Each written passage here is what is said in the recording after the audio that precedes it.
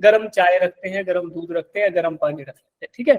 तो that is in actual में बोले तो उसका एक्चुअल पूछे कि ट्रूली क्या है, तो बोलोगे सर इंसुलेटेड है, इंसुलेटेड है, ठीक है। जब थर्मो पढ़ाऊंगा तो और अच्छे से समझ आएगा, अभी सुन लो जिन्होंने पढ़ रखा है उनको रिमेंबर हो जाएगा। तो अब बोलो कि फॉर एन आइसोलेटेड सिस्टम, अब बोलोगे कि सर आइसोलेटेड पे कहां पहुंच गए, तो आइसोलेटेड पे बच्चे इसलिए पहुंच गए क्योंकि वी नीड टू डिफाइन कि charge is conserved. Isolated system का चार्ज कंजर्व रहता है क्योंकि सिस्टम में बाहर से कोई नया चार्ज आता नहीं, ना बाहर कोई पुराना चार्ज जाता है, तो दैट मीन्स की रीडिस्ट्रीब्यूशन हम कर सकते हैं, ये हमने पढ़ लिया था। फिर क्वांटाइज्ड का मतलब क्या था कि यार मैंने आपको बताया कि due to presence of excess electron, जो अभी क्वेश्चन पूछा था कि एक एक्स्ट्रा इलेक्ट्रॉन की उपस्थिति से हमें क्या मिलने वाला है, 1 नेगेटिव चार्ज, यानी कि -1e, ये हमें मिलेगा, ठीक बच्चों, नेगेटिव। और एक इलेक्ट्रॉन की एब्सेंस से, यानी कि अनुपस्थिति से, अगर कोई इलेक्ट्रॉन छोड़कर इस जगह को चला गया, एक एटम को इलेक्ट्रॉन छोड़ के चला गया, तो that is called as positive charge. तो ये हमने देख लिया था। अब देखो इलेक्ट्रॉन की प्रेजेंस और इलेक्ट्रॉन की एब्सेंस से ही चार्ज रिडिस्ट्रीब्यूट हो रहा है। क्या हमने इलेक्ट्रॉन को तोड़ा, नहीं तोड़ा। क्या हम बाहर से कोई इलेक्ट्रॉन ला पाए, नहीं ला पाए। क्या हमने कोई इलेक्ट्रॉन क्रिएट किया, नहीं किया। तो the only thing that we were able to do is redistribution of charge. तो मैं इसलिए बोल रहा हूं कि उसी से हुआ चार्ज कंजर्व, और उसी बात से हुआ कि क्वांटाइज हो सकता है जी, जब इलेक्ट्रॉन ही हम इधर से उधर कर सकते हैं, तो जो चार्ज इलेक्ट्रॉन पे होगा केवल उतने ही, उसी के इंटीग्रल मल्टीपल्स में चार्जेस पॉसिबल हो सकते हैं। तो ये हमने देख लिया था। तो इसका जो फलस्वरूप, इसके फलस्वरूप हमें क्या मिला था कि these are the possible charges, +1 -1 +2 -2। क्यों? क्योंकि ये इंटीजर लाइन क्या थी बच्चों, all the positive natural numbers, है ना, ये सारे के सारे, और इनके नेगेटिव वाले भी, और इंक्लूडिंग 0 भी। तो ये होता है इंटीजर लाइन। तो इंटीजर लाइन पे जो भी लाई कर जाएगा चार्ज, वही पॉसिबल चार्ज है। यानी कि ये सारे के सारे इंटीजर बोलते हैं। 0 बोले 0 चार्ज पॉसिबल है, बिल्कुल है जी। इलेक्ट्रिकली न्यूट्रल एटम में या इलेक्ट्रिकली न्यूट्रल मटेरियल में क्या चार्ज होता है, 0, क्योंकि उसमें प्रोटॉन और न्यूट्रॉन की संख्या बराबर होती है। फिर देखो दूसरी बात क्या है कि सर क्योंकि इलेक्ट्रॉन को आप तोड़ नहीं सकते, तो क्या पॉसिबिलिटी है, तो क्या ये पॉसिबल हो पाएगा, नहीं हो पाएगा। क्यों? 0.3 भाई, 0.3 is not possible because it represent 0.3 electron. और आप बोल रहे हो कि सर इलेक्ट्रॉन को तोड़ना पॉसिबल नहीं है, तो क्या मैं इसको कंसिडर करूं? मैं कहूंगा ठीक है भाई, ये पॉसिबल नहीं है, तो this is not a valid charge, ये भी वैलिड चार्ज नहीं है। तो ये हमने कल पढ़ लिया था। अब देखो, अब इसके आगे बढ़ते, एक नई दूसरी प्रॉपर्टी, ये बिल्कुल सिंपल है। Charge is associated with some mass, charge is associated with some mass. तो मास के साथ चार्ज हमेशा जुड़ा होगा। क्यों? क्योंकि electron is the only carrier of charge. भाई इलेक्ट्रॉन के ना होने से पॉजिटिव और इलेक्ट्रॉन के एक्स्ट्रा होने से नेगेटिव। तो बात क्या है कि for a charge to exist there is something called as electron. और इलेक्ट्रॉन का खुद का मास होता है कि नहीं होता? भाई एटॉमिक मॉडल में आपने पढ़ा होगा कि इलेक्ट्रॉन खुद का कोई मास लेके चलता है, तो बोलोगे क्या कि चार्ज के साथ हमेशा एक मास जुड़ा होगा। ये भी एक प्रॉपर्टी हो गई। तो पता तो हमें पहले ही था, बट हमने लिख दिया इसको, तो इसको बोल दिया this is also a property. फिर बात करते हैं कि चार्ज, ये समझ आया ना सबको ये वाला? Yes sir. बच्चों हैंड रेज करके बताओ सब लोग। यस तो बोल नहीं पाओगे तुम सब? Yes sir. है ना, तो ठीक है, ओके, यस सर। शाबाश। अब देखो ये हो गया बच्चों, तो ये समझ आ गया कि यार जब इलेक्ट्रॉन है तो उसके साथ ही चार्ज एग्जिस्ट करेगा, तो दैट मीन्स कि चार्ज के होने से मास का होना जरूरी है। जब भी कहीं चार्ज देखेगा इसका मतलब कुछ ना कुछ एसोसिएटेड मास है उसके साथ। अब आगे बढ़ते हैं, जो थोड़ा सा इससे भी सिंपल है, क्या कि चार्ज इज रिलेटिविस्टिकली इनवेरिएंट। अब रिलेटिविस्टिकली क्या है सर, ये एक नए अंग्रेजी का शब्द आ गया है ना। कुछ लोग इससे डर गए होंगे कि रिलेटिविस्टिकली इनवेरिएंट क्या होता है। तो ऐसा कोई दिक्कत नहीं है, आप याद करो रेक्टिलिनियर मोशन। फर्स्ट जो चैप्टर था, फर्स्ट नहीं सेकंड थर्ड बोल सकते हैं, जो मोशन इन 1D, तो उसमें हमने आपको मोशन डिफाइन कराया था कि what is motion. Motion was something that is if an object is changing its position with respect to its surrounding. उसके इमीडिएट सराउंडिंग के रिस्पेक्ट में अगर कोई ऑब्जेक्ट अपनी पोजीशन चेंज कर रहा था, तो we said that the object is in the state of relative motion with respect to its surrounding. जहां पे हमने ये भी एस्टेब्लिश किया था कि rest and motion are relative quantities. अब रिलेटिव क्यों है जी? क्योंकि the object is changing its position with respect to its immediate surroundings. तो देखो बच्चों, फिजिक्स में इंग्लिश का एक एक शब्द जो है वो मायने रखता है ना। There is nothing extra put in, और ना उससे कुछ निकाला जा सकता है। तो हम जो डेरिवेशंस देखते हैं, हम जो स्टेटमेंट्स देखते हैं, उनमें ये बात ध्यान रखो कि with respect to its surroundings बोल रहा है, that is what is in relation to its surroundings. तो वो रिलेशन वाले शब्द से ही क्या आया, रिलेटिविस्टिक, है ना। रिलेशन मतलब क्या होता है, हमारे घर पे आते हैं रिलेटिव, रिलेटिव्स का क्या होता है कि they and us have some relation. तो फैमिली में कुछ ना कुछ रिलेशन होते हैं, तो यहाँ पे रिलेशन है, किसके साथ है जी। मोशन जब डिफाइन किया था तो एक चीज होती थी जिसको बोलते थे ग्राउंड या फ्रेम ऑफ रेफरेंस। ग्राउंड ज्यादातर फ्रेम ऑफ रेफरेंस यूज किया जाता है, बट FOR लिख रहा हूँ उसको शॉर्ट फॉर्म में, फ्रेम ऑफ रेफरेंस।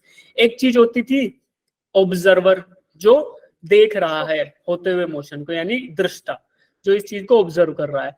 और तीसरी चीज होती थी कि कोई भी ऑब्जेक्ट तो ऑब्जेक्ट अगर मूव कर रहा है विद सम वेलोसिटी, मान लो 1 मीटर पर सेकंड, तो ये ऑब्जर्वर इसको देख के बता रहा है कि भाई ऑब्जेक्ट मूव कर रहा है with respect with a velocity of 1 metre per second. किसके रिस्पेक्ट में, with respect to frame of reference, यानी कि ग्राउंड के रिस्पेक्ट में। अब जैसे इसका एग्जांपल क्या हो सकता है कि सर रोड पर गाड़ी चल रही है ना। आपने बोला कि रोड पर एक कार चल रही है, ठीक है, ये कार है, ये कार मूव कर रही है विद 5 मीटर पर सेकंड। अब ऑब्जर्वर ने देखा, और ऑब्जर्वर ने किसके हिसाब से वेलोसिटी बताई बच्चे, कि गाड़ी की velocity with respect to ground, with respect to road is 5 metre per second. तो फ्रेम ऑफ रेफरेंस क्या हो गया, रोड, और गाड़ी क्या होगी, ऑब्जेक्ट, और ये क्या होगा, ऑब्जर्वर।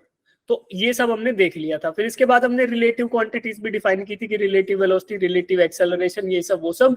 तो उसमें क्या डिफरेंस आ गया था, at that point the velocity of observer end of frame of reference was not same, यानी कि जो हमारा ऑब्जर्वर है वो ग्राउंड पे नहीं बैठा था, वो अपनी वेलोसिटी से चल रहा था। जैसे कि रोड पर चल रही है गाड़ी और इधर गई बस, है ना, और ऑब्जर्वर हमारा बस में बैठ के देख रहा है, यहाँ बैठा हुआ है, यहाँ बैठा हुआ देख रहा है, बस जा रही है 1 मीटर पर सेकंड से, और एक गाड़ी इसको इधर जाती हुई दिखाई दी 2 मीटर पर सेकंड से। तो हमने डिफाइन किया कि रिलेटिव वेलोसिटी क्या होगी जी, velocity of separation that is 3 metre per second.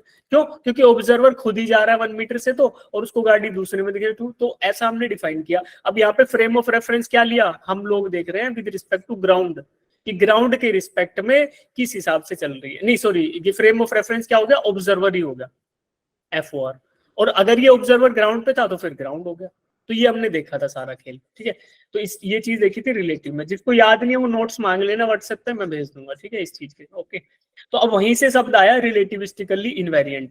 रिलेटिविस्टिकली invariant क्या है कि विद इंडिपेंडेंट ऑफ चार्ज की, जो है ना, किसी ऑब्जेक्ट पे जो चार्ज होगा दैट इज रिलेटिविस्टिकली इनवेरिएंट, मतलब कि उसके फ्रेम ऑफ रेफरेंस से उसका कोई लेना देना नहीं है। मान लो मैं बोल देता हूं कि charge on 1 electron, charge on 1 electron is -1, ठीक है, इसको -1 ही लिख देते हैं, ठीक है।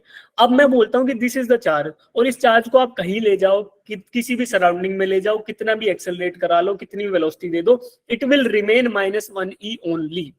अगर मैं ये बोल रहा हूँ, फिर से रिपीट कर रहा हूँ, ध्यान से सुनना, कि मैंने आपको एक चार्ज दिया, मान लो -1 ही एक वैल्यू दे दी, ठीक है, ये -1 ही है, -10 ही भी हो सकता था, कुछ भी चार्ज हो सकता था, ठीक है, या 1 कूलाम बोल दो, कूलाम तो हमने यूनिट पढ़ लिया, 1 कूलाम चार्ज दे दिया। अब 1 कूलाम में चार्ज को आप जो मर्जी कहीं ले जाओ, कितनी भी वेलोसिटी से एक्सेलरेट कर लो, किसी भी सराउंडिंग में ले जाओ, तो ये श्योरिटी है कि ये 1 कूलाम भी रहेगा, ना घटेगा ना बढ़ेगा। तो बोलोगे सर ये कैसी बात कर रहे हो, ये बात बेटा इसलिए करनी पड़ रही है क्योंकि एक साइंटिस्ट थे जिन्होंने ये इक्वेशन दी थी। देखो कौन बताएगा मुझे, किन्होंने दी थी ये? Sir Albert Einstein. Sir Albert Einstein was a scientist, German scientist थे। इन्होंने ये स्टेटमेंट दी थी कि there is a inter conversion possible between mass and energy, ठीक है। तो ये कहां से आई थी, थ्योरी ऑफ रिलेटिविटी से। वहां भी देखो रिलेटिविटी मतलब कि with respect to its surroundings या with respect to time axis ना, उसकी वजह से वी हैव सम चेंजेस। तो उन्होंने एक और भी बात कही थी कि mass is a relativistic quantity. Relativistic quantity का मतलब क्या है, मैं बोल देता हूं कि किसी ऑब्जेक्ट का मास रेस्ट पे है तो m0 है, तो अगर वो मोशन में आ जाएगा तो उसका मास क्या रहेगा, उसका मास ये हो जाएगा बच्चों v/c का होल स्क्वायर। अब देखो c क्या है, speed of light, c is speed of light. कोई बताएगा c की वैल्यू क्या होती है? 3 × 10⁸ 3 3 into 10 10 to the power 8। Unit भी बताओ, पूरी बात बताओ। मीटर पर 3 लाख मीटर पर किलोमीटर प्रति सेकंड, लगभग इतनी वेलोसिटी होती है लाइट की। तो इसमें देखो इन्होंने क्या कहा कि अगर किसी मास को आप लगभग वेलोसिटी ऑफ लाइट से एक्सेलरेट करा लोगे तो उसका जो मास है ना वो बढ़ जाएगा। कैसे? मान लो v की जगह इसमें c रख दो, तो c/c क्या होगा? 1। अब 1 में से लगभग 1 वैल्यू घटा दोगे तो क्या होगा? वेरी क्लोज टू 0, है ना नीचे। अब Yes. लगभग 0 की वैल्यू यानी बहुत छोटी वैल्यू से आप इसको डिवाइड करोगे किसी वैल्यू को, तो ये बहुत बड़ी वैल्यू नहीं हो जाएगी बच्चों। जैसे मान लो मैं बोलूं 100 को डिवाइड कर दो 0.1 से, तो क्या आएगा? 1000। तो ऐसे हो गया भाई कि रेस्ट मास ये था बट नीचे की वैल्यू बहुत छोटी होगी जब आपने ऑब्जेक्ट को एक्सेलरेट करा दिया, वेलोसिटी से एक्सेलरेट नहीं, स्पीड ऑफ लाइट की वेलोसिटी के बराबर या उससे थोड़ा सा कम पे मूव कराया, तो देखो 10 गुना हो गया।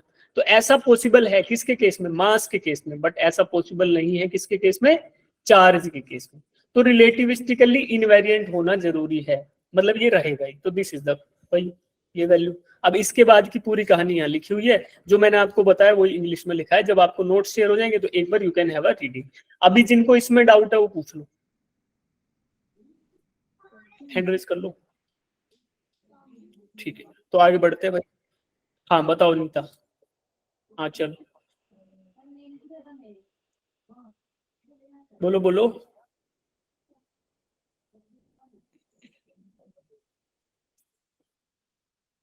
चलो अब मैंने आपको बताया कि चार्ज जैसी कोई चीज होती है। इलेक्ट्रिसिटी हमने शुरू से देखो, अभी एक बार बता देता हूँ 1 मिनट में।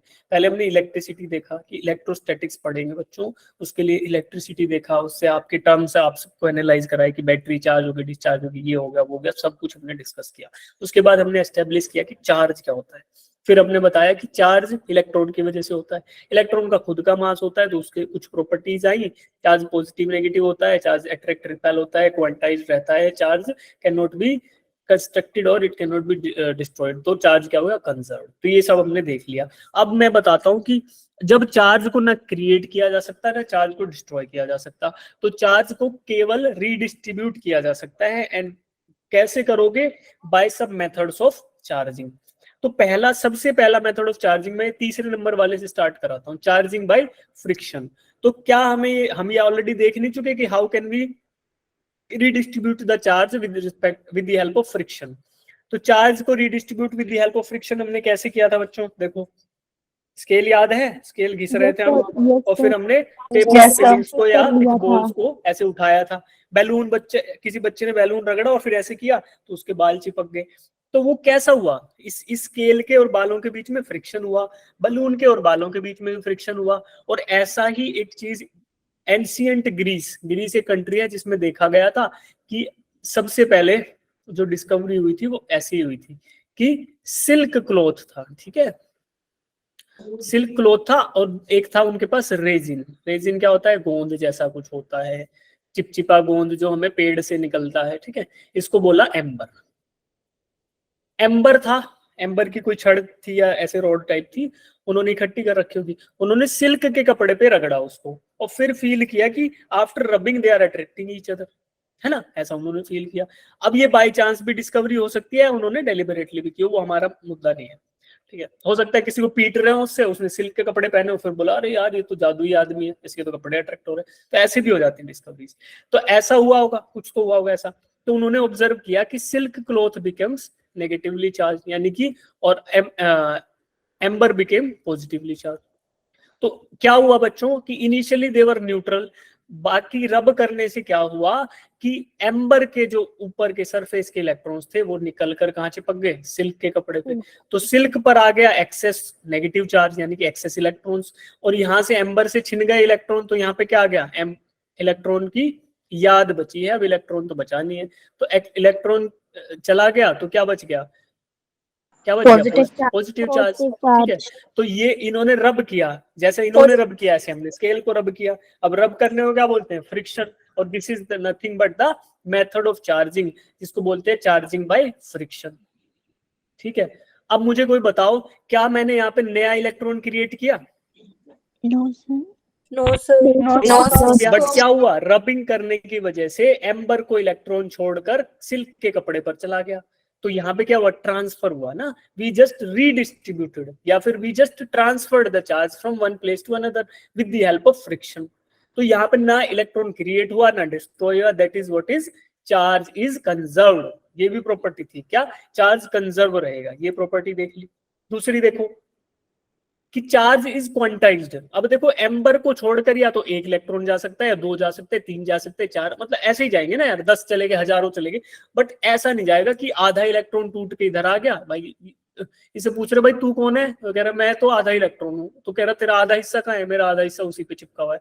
तो दैट इज नॉट पॉसिबल बच्चों, इलेक्ट्रॉन को तोड़ना पॉसिबल नहीं था। तो अगर इलेक्ट्रॉन आएगा तो पूरा आएगा, नहीं आएगा तो पूरा नहीं आएगा।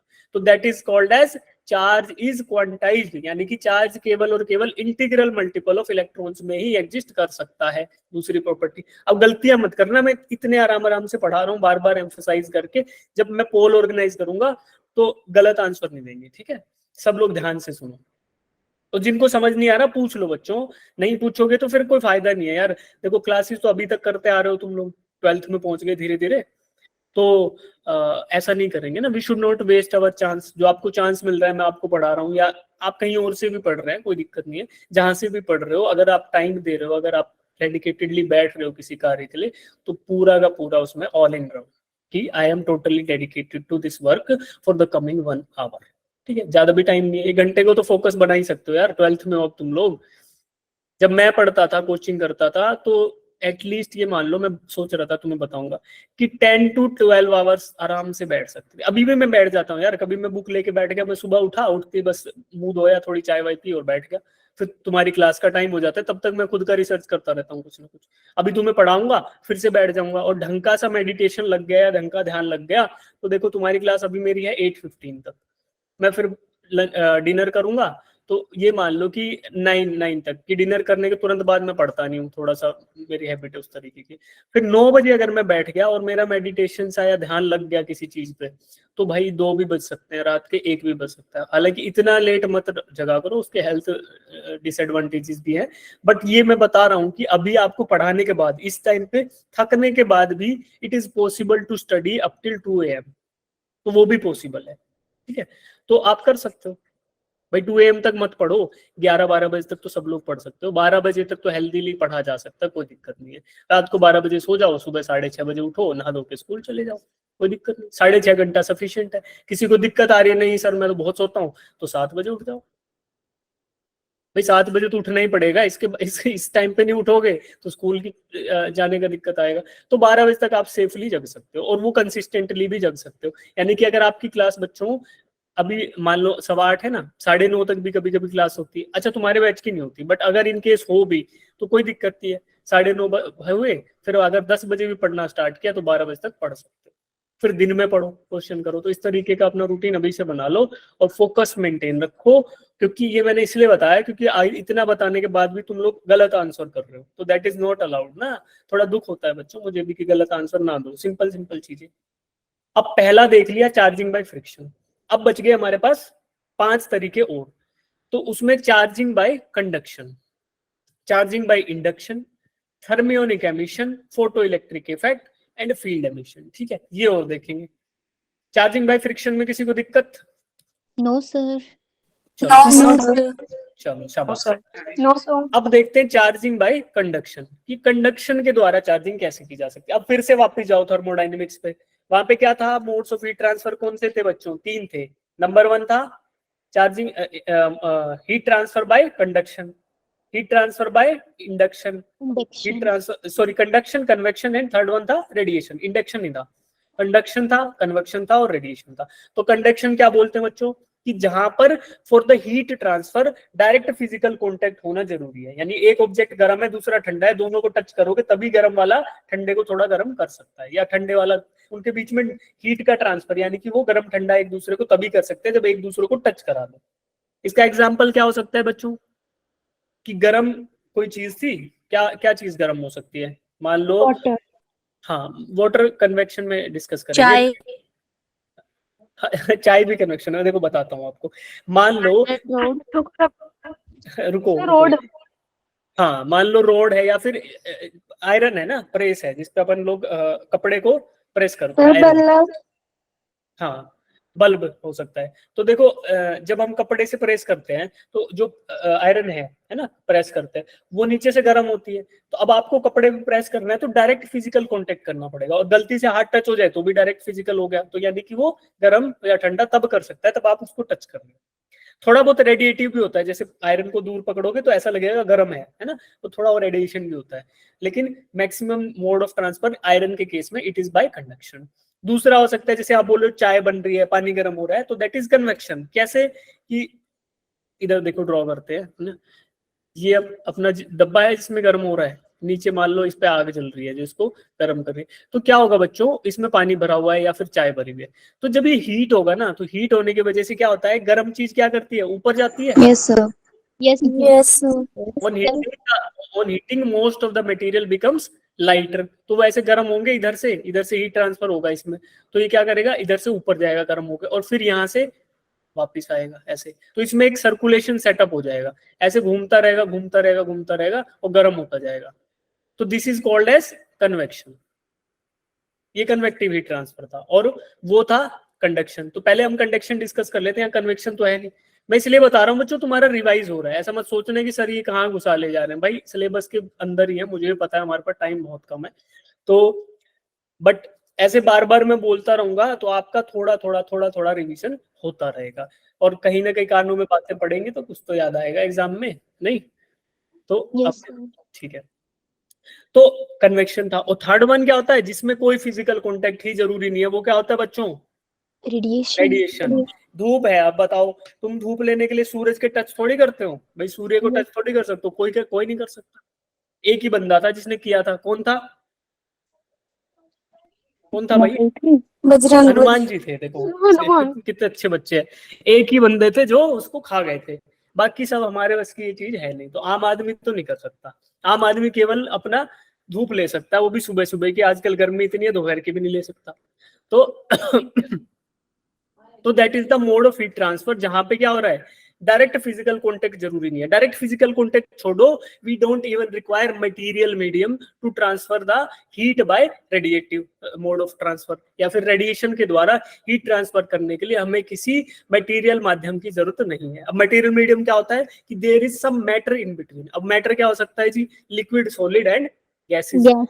ठीक है, अब गैसेस में अभी लिक्विड सॉलिड तो है नहीं, सूरज और हमारे बीच में लिक्विड सॉलिड तो है नहीं, हमें पता है। सॉलिड होता तो हम हिल नहीं पाते, और लिक्विड होता, मान लो पानी होता तो भी डूबे हुए रहते, but it is gas. Gas क्या है, एटमोस्फेरिक गैसेस। बट आप देखो outside the earth atmosphere space है, फ्री स्पेस, वहां पे गैसेस भी नहीं है, वहां केवल और केवल खाली जगह है, कोई एटम नहीं, कोई मॉलिक्यूल नहीं, कुछ नहीं है। तो वहां पर, वहां से भी तो आ रहा है ना रेडिएशन, वहां वो इन बिटवीन स्पेस ही है, तो वहां से हमारे पास लाइट आ रही है, तो वहां पे मटेरियल मीडियम भी रिक्वायर्ड नहीं है। तो ये आपका रिवीजन हो गया छोटा सा, किसका, थर्मोडायनेमिक्स का। अब आ जाते हैं वापस यहाँ पे, चार्जिंग बाय कंडक्शन। तो देखो कंडक्शन में वी नीड, अब यहाँ पे हम इलेक्ट्रॉन्स को ट्रांसफर कर रहे हैं, वहां पे हीट कर रहे थे, यहाँ इलेक्ट्रॉन कर रहे हैं, तो कंडक्शन का मतलब आया कि there has to be some physical contact, यानी जिन ऑब्जेक्ट्स के बीच में आपको चार्ज को ट्रांसफर करना रहेगा, then you have to touch them physically, आपको उन दोनों को ऑब्जेक्ट्स को टच करना रहेगा। अब देखो यहाँ पे खास बात क्या है बच्चों, कि we need a pre charge object, किसी ऑब्जेक्ट के पास पहले से कोई चार्ज होना चाहिए, तभी तो मैं टच करूंगा तो ट्रांसफर होगा। भाई टच करने से अगर दोनों न्यूट्रल है तो क्या, खत्म बात, कुछ नहीं होगा। एक भी ए बुद्धू था, दूसरा बुद्धू था, दोनों साथ बैठ के पढ़ने लगे, दोनों फेल हो गए, है ना। तो अगर किसी को पढ़ाना है तो एक को तो समझदार होना पड़ेगा, यानी कि अगर किसी को चार्ज करना है तो एक को तो चार्ज, एक के पास तो चार्ज होना चाहिए, किसी को पढ़ाना है तो एक के पास नॉलेज होनी चाहिए, है ना। तो अब देखो मैंने 12th का सिलेबस पढ़ लिया था, तो मैं आपको पढ़ा रहा हूँ, आप लोग पहली बार पढ़ रहे हो, तो मैं आपको क्या कर रहा हूँ, मैं आपके अंदर चार्ज इंड्यूस कर रहा हूँ बच्चों।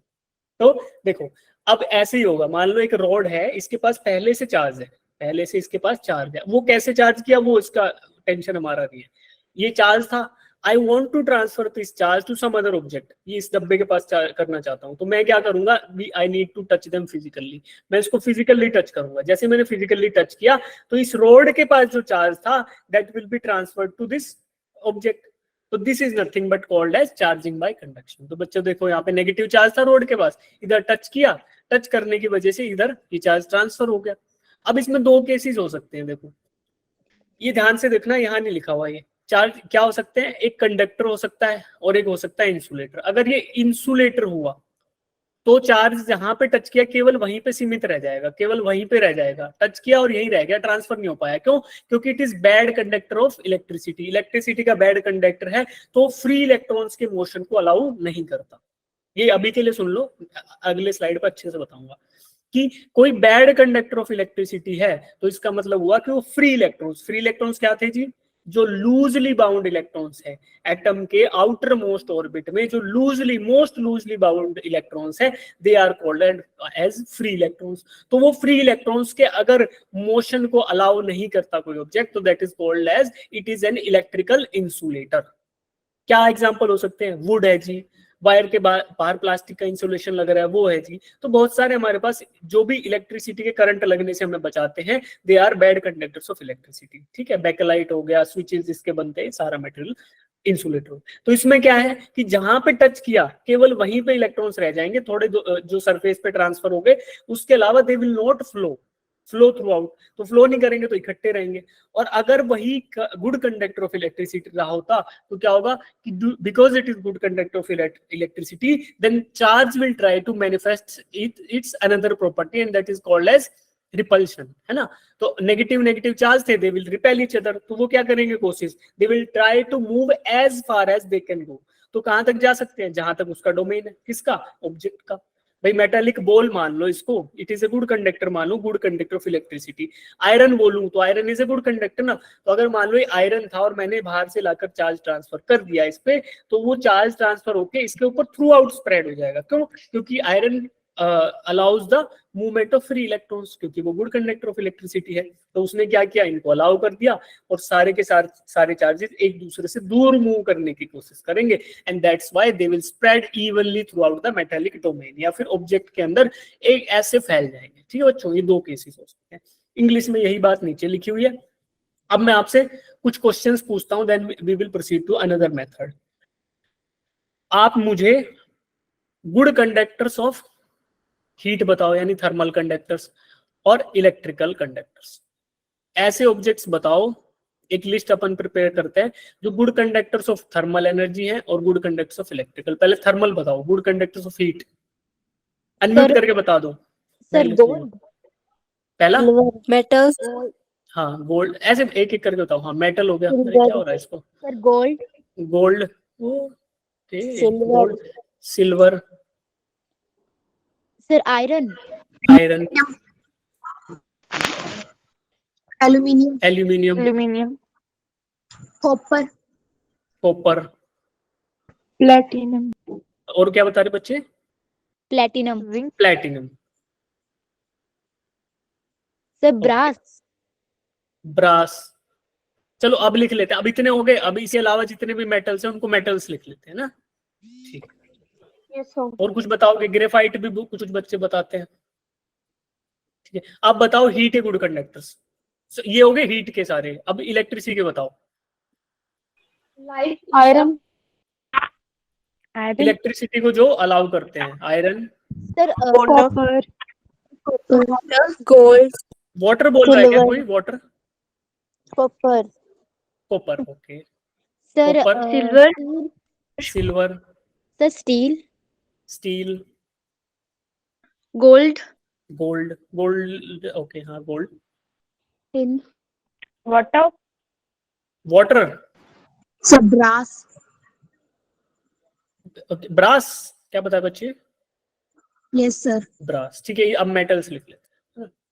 अब देखो ये जो वाटर वाला खेल है तो नहीं है, water is a bad conductor of electricity, but इसका कतई मतलब ये नहीं है कि आप जाके करंट लगवा लो, बिकॉज प्योर वाटर किसको बोलते हैं बच्चों? H2O।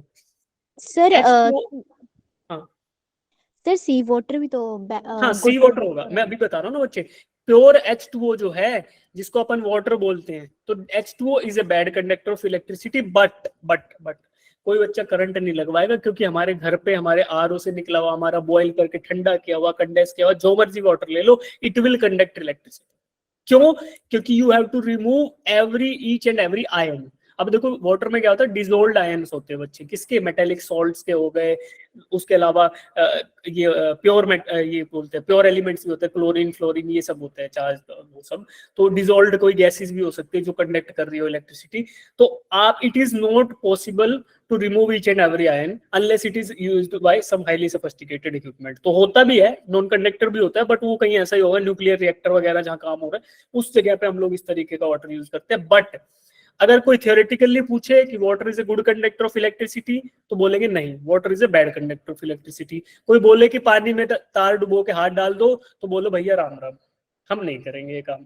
क्यों? क्योंकि it will conduct electricity because of dissolved ions and elements. Clear है सबको? अब देखो, Yes, sir. अब ये लिस्ट मैंने sir. इसलिए लिखवाई बच्चों कि देखो thermal conductors and electrical conductors more और लेस सेम सी लिस्ट है। Gold, silver, iron and aluminium, copper सब में आ रहा है, इधर भी आ रहा है उधर भी आ रहा है। तो ऐसा क्यों हुआ? Why it is like this? Heat conduction के लिए दो चीजें रिक्वायर्ड होती है, movement of free electrons and the second one is lattice vibrations. Lattice vibration ये बताऊंगा, थर्मोडायनेमिक्स पढ़ाऊंगा तब, या फिर आप पूछना केमिस्ट्री में किसी से जो मैम पढ़ाएंगी, सर पढ़ाएंगे। तो लैटिस वाइब्रेशंस हो रहे हैं, ठीक है, कि क्रिस्टल लैटिस होता है ना, जैसे मान लो कोई भी एलिमेंट है, उसके बीच में ऐसे एटम्स बने होंगे ना अंदर है, तो वो एक दूसरे, वो अपनी जगह पे ऐसे वाइब्रेट करेंगे, जब उनको हीट करोगे तो उसको बोलते हैं लैटिस वाइब्रेशन। तो इधर से मान लो मैंने हीट प्रोवाइड करी इसको ऐसे, तो क्या होगा, इधर ऐसे वाइब्रेशन होता रहेगा धीरे धीरे, और ये इसकी वाइब्रेशन की वजह से हीट ट्रांसफर हो जाती है। दूसरा मेजर तरीका होता है ट्रांसफर ऑफ फ्री इलेक्ट्रॉन्स। मान लो इधर था फ्री इलेक्ट्रॉन, इसने हीट ली है, इधर से आ गया उछल के, तो इलेक्ट्रॉन खुद ही हीट लेके आ गया। क्यों? इलेक्ट्रॉन के पास मास था, तो उसने हीट गेन करी, एनर्जी गेन करी और दूसरी जगह पे लेके पहुंच गया। तो that is why these metals are good conductors of electricity as well as good conductors of heat. ठीक है, तो ऐसा आपने देखा। तो अब देखो हम स्टार्ट कहाँ से गए थे भाई, कहाँ तक पहुंच जाते हैं आगे आगे। हाँ, तो ये बात आपको समझ आई कि हीट और इसमें गुड कंडक्टर्स है। तो अब अपन आगे बढ़ते हैं कि इंडक्शन। अब ध्यान रखना कि अब जो मैंने आपको कंसेप्ट बताया ना कि फ्री इलेक्ट्रॉन्स जो हैं उनकी वजह से इनमें ये प्रॉपर्टी है कि they are good conductors of electricity and they are good conductors of thermal energy. अब देखो ये वाला और देखेंगे, अभी कोई ड्रॉप नहीं करेगा, है ना। कुछ बच्चे भागने लग गए कि हो गया बस आज का अपना इतना ही है। तो ये लोग जो ड्रॉप कर लेते हैं ना क्लास से पहले, इनका मैं बताता हूँ क्या हिसाब होगा। अभी मैं गुस्से में बताने लगूंगा, फिर तुम लोग सारे आओगे टाइम से, तो अच्छा नहीं ना वो चीजें। हम लोग चिल होके पढ़ेंगे भाई। ऐसा कोई कतई ना सोचे कि सर बहुत चिल आदमी है, सर बहुत डिपेंडेंट है, जैसा माहौल वैसे सर। अब देखो एक बच्चे है जो लास्ट तक रुकेगा और एक बच्चा है जो निकल लेगा 5 मिनट पहले। तो अब ये बच्चा क्या करेगा, हर दिन रुक रहा है लास्ट तक, और ये बच्चा है ना हर दिन 5 मिनट पहले रुक गया, निकल लिया। तो इसने कितना लॉस कर दिया ये देखो लास्ट तक। अब ये 5 मिनट का लॉस नहीं है, मैं लास्ट में आपको क्लोजअप कराऊंगा पूरा का पूरा कि बच्चे ये पढ़ लिया इसका ये यूज, ये पढ़ लिया इसका ये यूज। तो इसने क्लास करी भी, इसने 55 मिनट यूज क्लास करी भी, और लास्ट के 5 मिनट के चक्कर में सब गुड़ गोबर कर दिया। तो ऐसे गुड़ गोबर होके इसका फाइनल क्या होगा, रिजेक्शन। और इसमें दुख किसको होगा, बच्चे को तो होगा ही, हमें भी होगा भाई, हमारी भी तो एनर्जी लग रही है ना, हम भी तो चाहते हैं आप सेलेक्ट हो जाओ। और जो बच्चे लास्ट तक रुकेंगे, वो कुछ बच्चे ऐसे भी होंगे जिनके कानों में मेरी आवाज गूंज जाएगी एग्जाम देते हुए, अरे सर ने शायद ये बोला था, चलो ये टिक कर देता हूँ। वो बोलेंगे अक्कड़ बक्कड़ बम्बे बो, सर की जय हो, तो करके टिक मार के आ जाएंगे। तो वो भी होगा पॉसिबल। क्यों? क्योंकि मैं बार बार जब रिपीट कर रहा हूँ तो देयर आर सम क्वेश्चन जो थ्योरेटिकल क्वेश्चन आप केवल मेरी क्लास मेरे शब्दों से ही अटेम्प्ट करके आओगे, उसके पीछे पर्पज है बच्चों जो मैं बार बार आपको बता रहा हूँ। अब देखो पढ़ा तो मैं इलेक्ट्रिसिटी ज्यादा, मैंने थर्मोडायनेमिक्स रिवाइज करा दिया, तो ये बार बार चीजें आएंगी, बार बार आएंगी। जब क्वेश्चन अपन अटेम्प्ट करने लगेंगे और अच्छे से, तो ये चीजें आपको ना हेल्प करने वाली है थ्रू आउट द टाइम। और जितना इमोशनल और जितना पर्सनल कनेक्ट आप इस क्लास में बना सकते हो, आई कैन चैलेंज यू, आप चले जाओ, आपके पास कोचिंग है, मटेरियल है, सब कुछ है, नहीं मिलेगा आपको। और आप ट्यूशन पे चले जाओ, ट्यूशन के टीचर की वो क्वालिटी नहीं मिलेगी जिससे हम पढ़ा सकते हैं।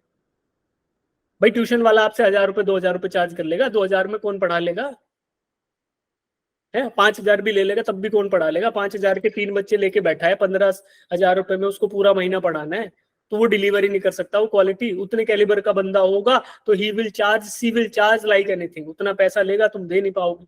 तुम क्या, कोई भी नहीं दे पाएगा। अब बोलेगा कोई कि बच्चे मैं ले तो लूंगा, 1 घंटे के 1000 रुपए लूंगा, तो कोई पे कर देगा क्या? सर 30 दिन में 30 क्लास होंगी तो 30,000 रुपए मेरी फीस होगी महीने की, नहीं हो सकता। तो वो चांस आपको मिल रहा है, वो अपॉर्चुनिटी आपको मिल रही है, तो you should not spare this thing ना। अभी देखो मैं डांट उनको रहा हूँ जो मेरे पास रुक गए, जो चले गए वो तो चले गए, कोई बात नहीं, टाइम वेस्ट नहीं करेंगे बच्चों। We will conclude with this one and then we will leave for the, है ना, नेक्स्ट क्लास।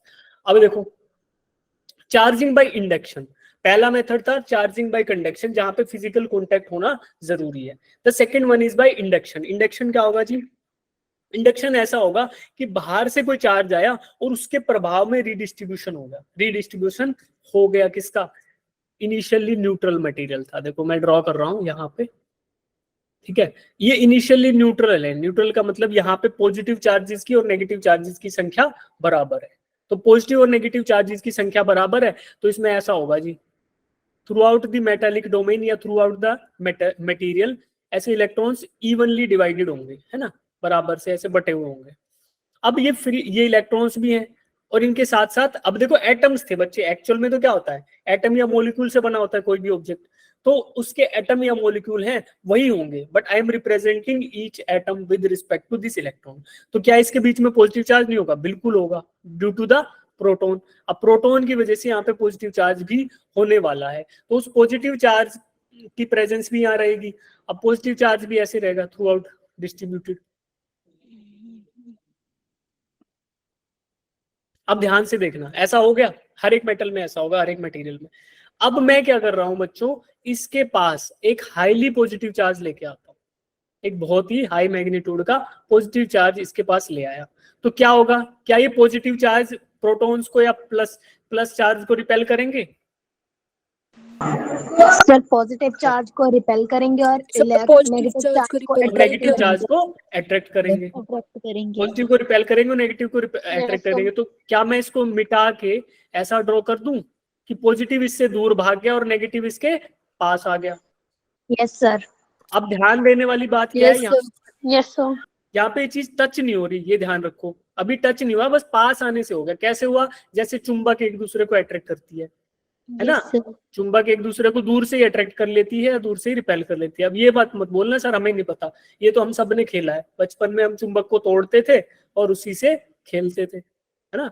तो ऐसा होगा बच्चों, नेगेटिव चार्ज को ये अपनी साइड खींच लेगा, क्यों? Because opposite charges attract each other, और पॉजिटिव वाले को दूर धक्का मार देगा, because like charges repel each other. तो वो सिंपल सी प्रॉपर्टी थी। और यहाँ पे देखो ये इनके बीच में अभी गैप है, they are not in direct physical contact, तो बाहर इस चार्ज के आने भर से ये रिडिस्ट्रीब्यूशन हो पाया इधर वाला। ऐसा क्यों हुआ? क्योंकि ये मेटालिक डोमेन था बच्चों, इसने फ्री इलेक्ट्रॉन्स इसमें मूव कर सकते हैं। तो इसने एक्चुअल में क्या किया, देखो फिजिकली अगर आप एटॉमिक लेवल पे जाओगे तो जो पॉजिटिव चार्ज है उसने इलेक्ट्रॉन को अपनी तरफ खींच लिया। क्यों? क्योंकि वो मूव कर सकते थे, तो इलेक्ट्रॉन इसकी तरफ खींचकर आ गए और बाकी क्या रह गया? बाकी प्रोटॉन वाला हिसाब पीछे रह गया। तो that means positive charge is absence of electron, तो उसके जो दूर वाले इलेक्ट्रॉन्स थे वो खींच के इसकी तरफ अट्रैक्ट हो गए। तो अट्रैक्ट होने की वजह से ऐसे चार्ज रिडिस्ट्रीब्यूशन हो गया। कितने बच्चे इस चीज पे एग्री करते हो? एक बार हैंड रेज करके बताओ कि सर ये चीज समझ आएगी कि due to external presence of some charge ये रिडिस्ट्रीब्यूशन हो जाएगा। शाबाश, ठीक है। तो अब देखो बस इसमें एक स्टेप और ऐड कर दो, चार्जिंग बाय इंडक्शन पॉसिबल हुआ। यहाँ देखो ये तो मैंने आपको पॉजिटिव का एग्जांपल लेके दिखा दिया। अब ये हाईली नेगेटिव चार्ज इधर लेके आया, नेगेटिव चार्ज इधर टच नहीं कर रहा, और देखो क्या हुआ, दो मेटल की दो बॉल्स थी, मैंने ऐसे टच करा रखी थी, और इसके पास में एक नेगेटिव चार्ज लेके आता हूँ बाहर से, तो क्या होगा बच्चों, जो राइट साइड में बॉल बी है उस पे नेगेटिव चार्ज भग जाएगा। क्यों? क्योंकि नेगेटिव था, नेगेटिव दूसरे को रिपेल करेगा। इनिशियली तो यहाँ भी ऐसा था, पॉजिटिव नेगेटिव सारे इकट्ठे थे, इधर भी थे, तो लेकिन इसके भी नेगेटिव चार्ज इस पे भग के आ गए। क्यों? क्योंकि negative like charges repel each other, तो इसकी वजह से इधर ट्रांसफर हो गए नेगेटिव सारे। और इलेक्ट्रॉन्स के मोशन की वजह से देखो ये दिख रहा है ना, इलेक्ट्रॉन मूव करके इधर आ गया। इस एरो का मतलब ये है कि इलेक्ट्रॉन मूव करा और इस पे आ गया। अब इलेक्ट्रॉन बहुत सारे थे, क्योंकि ये डायरेक्ट फिजिकल कांटेक्ट में थे, इधर मेटल बोल, तो ये ट्रांसफर कर सकता है, because metals are good conductors of electricity. तो इसलिए ऐसा हुआ, इधर नेगेटिव इकट्ठे हो गए, इधर पॉजिटिव, और ये चार्ज की प्रेजेंस की वजह से ऐसा हुआ, क्योंकि इसी चार्ज ने इलेक्ट्रॉन्स को रिपेल किया तो इधर आ गए। अब देखो इस चार्ज को तो यहीं बनाए रखा, और ये बी वाले को मैं दूर ले गया पकड़ के, तो क्या हुआ बच्चों कि ये जो चार्ज रिडिस्ट्रीब्यूट हुआ था ना, नेगेटिव इधर आया था पॉजिटिव, इनको दोबारा से वापस फ्लो होने का मौका नहीं मिला। क्यों? क्योंकि ये नेगेटिव वाला चार्ज तो इधर था ही, ये ऑलरेडी रिपल्शन और अट्रैक्शन कर रहा था, पॉजिटिव वाले को अट्रैक्ट कर रहा था और नेगेटिव वालों को रिपेल कर रहा था। अब मैंने इसको अलग कर दिया और फिर इस चार्ज को भी लेके दूर चला गया। तो एट द एंड क्या हुआ, जो बी और जो ए इनिशियली न्यूट्रल थे, मतलब उनमें प्रोटॉन और न्यूट्रॉन्स की संख्या बराबर थी, तो एट द एंड क्या हुआ कि बी जो है, बी इधर ट्रांसफर हो गया, भाई बी में इवनली डिस्ट्रीब्यूट हो गए सारे। क्यों? क्योंकि like charges repel each other, तो इसलिए जो नेगेटिव वाला था तो इधर रह गया, पॉजिटिव वाला इधर रह गया। तो इनिशियली दोनों के दोनों क्या थे, न्यूट्रल थे भाई, इधर पॉजिटिव नेगेटिव दोनों थे, पॉजिटिव भी था नेगेटिव भी था, पॉजिटिव भी था, और बराबर ऐसे बटे हुए थे, है ना। Yes sir. इनिशियली तो ऐसा खेल था, दोनों में थे, पॉजिटिव भी था नेगेटिव भी था, पॉजिटिव भी था नेगेटिव भी था, ऐसे था सारा। लेकिन लास्ट में क्या हो गया, एक हो गया पॉजिटिव और एक हो गया नेगेटिव, तो दोनों को क्या कर लिया आपने, चार्ज कर लिया, due to the presence of some external charge without even touching the objects. Object को टच भी नहीं किया और फिर भी चार्जिंग पॉसिबल हो पाई, तो that is called as the method of charging by induction. Induction की वजह से चार्जिंग हो गई। ठीक है, याद कैसे रखोगे, इंडक्शन हीटर देखा है किसी ने, वहां पे क्या कुछ भी टच नहीं होता, जो टच होता है वो गर्म नहीं होता, बट हीटिंग हो जाती है ना। तो वो that is also called as induction. Induction motor भी आएगी, म्यूचुअल इंडक्टेंस भी आएगा, सब आएगा, सब पढ़ाएंगे। अब बताओ जिसको डाउट है वो आओ, वो बताओ जिसको सर ये समझ में। हाँ जी बोलो प्रीति। सर जो आपने बताया कि थर्ड स्टेप में हम जो नेगेटिव चार्ज है उसको पीछे ले गए, सर अगर दूसरा हमारे पास था वो पॉजिटिव चार्ज है, वो एक दूसरे को अट्रैक्ट नहीं कर सकते थे? पॉजिटिव चार्ज किसको बच्चे अट्रैक्ट करेगा? सर जो आप ये जैसे आप हमारे ये कह पास, रहे हो कि देखो, मुझे जहां तक समझ आया, आप ये कह रहे हो कि जो सर नेगेटिव चार्ज बाहर से लेके आए और ये ए वाली जो ऑब्जेक्ट है इस पे पॉजिटिव है, तो ये दोनों चिपक जाएंगे अट्रैक्ट करके, ऐसा बोल रहे हो? सर नो हमारे पास एक ए वाला है और एक बी वाला है, सर हम बी वाले को दूर ले गए और ए उसके पास अट्रैक्ट नहीं हो सकता बी वाले के पास, क्योंकि वो दोनों ऑपोजिट चार्जेस हैं। हाँ बच्चे होंगे, इनके बीच में अट्रैक्टिव फोर्सेस तो होंगे, बट हमने अब खुद से पकड़ के अलग कर लिया ना, हमने उससे ज्यादा फोर्स लगा दिया जितना वो अट्रैक्टिव या रिपल्सिव फोर्स लग रहा था। Yes sir. देखो चुंबक, अब अभी जिनको समझ नहीं आ रहा, मैंने पहली क्लास में क्या बोला था कि फील करना, फील कैसे कर सकते हो, चुंबक को फील करो। अब मैग्नेट्स है, मैग्नेट एक दूसरे को अट्रैक्ट तो करती रहती है, बट हम उसको उससे भी जबरदस्त फोर्स से पकड़ के खींच के दूर कर देते हैं, दैट मीन्स कि पॉसिबल तो हो पाए ना, बट अट्रैक्शन कर रहा था, सही बात है, शाबाश। Yes sir. और पूछो भाई। सोच रहे होंगे सर छोड़ दो, 1 मिनट ऊपर हो गया, बस करो। हाँ जी, डाउट्स आज की क्लास में, इससे पहले वाली क्लास में, जिस भी क्लास में जो भी डाउट है पूछ लो। आ गया भाई मेरा माउस। हाँ, अब रिकॉर्डिंग कर देते बंद, अब तुम डाउट्स पूछ लो।